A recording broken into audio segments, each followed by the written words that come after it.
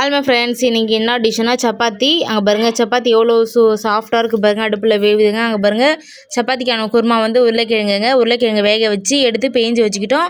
இப்போ எண்ணெய், கடுகு, தக்காளி, வெங்காயம், மிளகா எல்லாம் போட்டு வதக்கிட்டு நல்லா கிண்டுங்க. நல்லா கிண்டியாச்சுங்க. இப்போ வந்து எவ்வளோ அங்கே பாருங்கள், எவ்வளோ சூப்பராக வந்துருக்குது பாருங்கள். இப்போ வந்து நீங்கள் என்ன பண்ணணுன்னா, அந்த உருளைக்கிழங்கு வந்து இப்போ வேக வச்சு பேஞ்சு வச்சுருங்க. அந்த உருளைக்கிழங்கு எடுத்து கொட்டிட்டு நல்லா கிண்டுங்க. நல்லா கிண்டிட்டு அங்கே பாருங்கள், இப்போ கிண்டுற பாருங்கள். ரெவேண்டு உள்ளே வந்து தண்ணி ரெவேண்டு விட்டுக்கோங்க. எவ்வளோ சூப்பராக வந்துக்குது பாருங்கள். அங்கே பாருங்கள், எவ்வளோ சூப்பராக இருக்குது பாருங்கள். அங்கே பாருங்கள், இப்போ கொதிக்கணுங்க. நல்லா தண்ணி ஊற்றியாச்சு. இப்போ நல்லா கொதித்த பிறகு இப்போ அங்கே பாருங்கள், எவ்வளோ சூப்பராக வந்துக்குது பாருங்கள். இப்போ கொதிக்கிட்டுங்க. இப்போ நல்லா கிண்டி விடுங்க. இப்போ கிண்டி விட்டு ரவை கொஞ்சம் நேரம் வேக விடுங்க. அங்கே பாருங்கள், வேவுது பாருங்கள்.